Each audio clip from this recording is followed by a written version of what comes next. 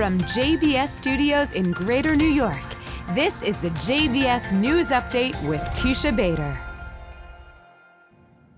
I'm Teisha Bader with the JBS News Update for Thursday, October the 5th, 2017. Hamas has appointed a new deputy leader. Saleh al-Aruri is now second in command of the terror group's so-called political wing. Al-Aruri, who led Hamas's military branch, is responsible for a number of terror attacks against Israelis in the West Bank. He will now help lead Hamas's political branch in Gaza. His appointment comes on the heels of reconciliation efforts between the Palestinian Authority-led Fatah party with Hamas to form a unity government. Israel has expressed its demands for any such government, saying that Hamas must first recognize Israel's right to exist, disarm its military wing, and sever all of its ties with Iran.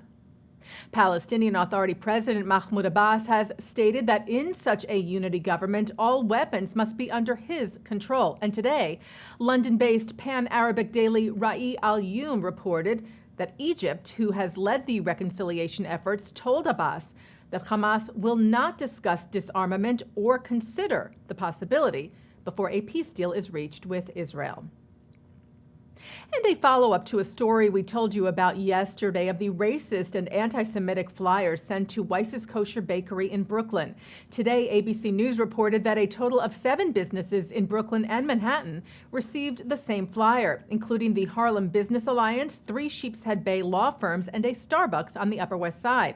The New York Daily News said the Israeli Economic Mission in New York also received a flyer, as well as a kosher meat market in Brooklyn.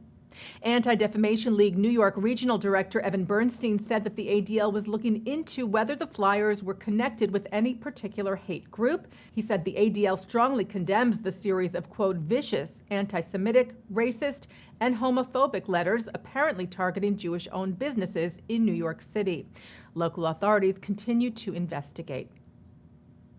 Nearly 60 members of the European Parliament sent a letter to the President of the Parliament condemning his invitation last month and subsequent speech of convicted Palestinian terrorist Layla Khaled.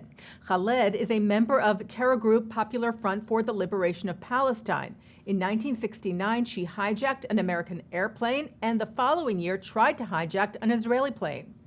Khaled was invited to speak and did address the European Parliament about women's rights last week in Brussels.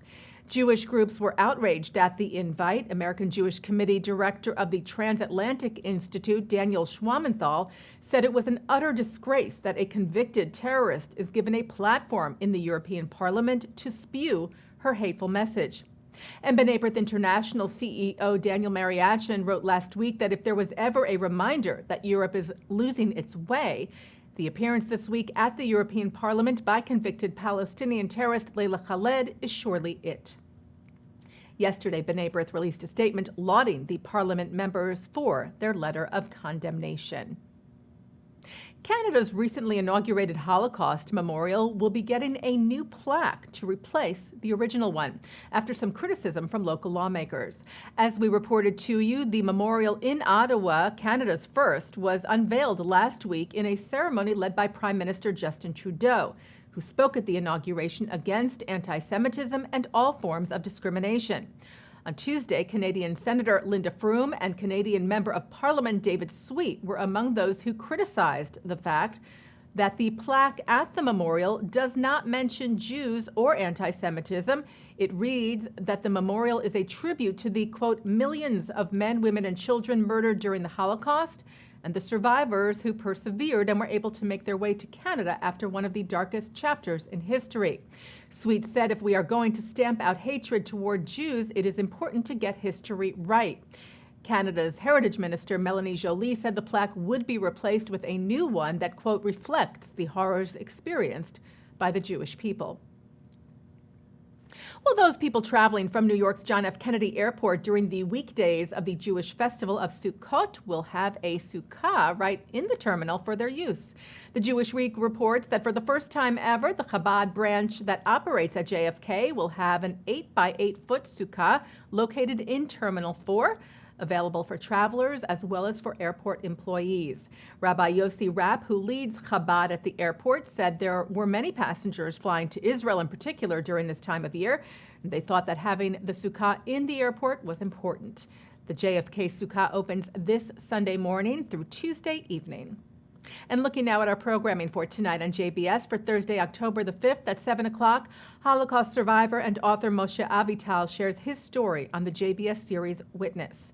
At 8, Kabbalah scholar Daniel Matt talks about his translation of the Zohar. At 9, Mark Golub sits down with Klal leader Brad Hirschfield on L'chaim. And at 10, daughter of Abraham Joshua Heschel, Susanna Heschel, speaks about her father's work with Dr. Martin Luther King.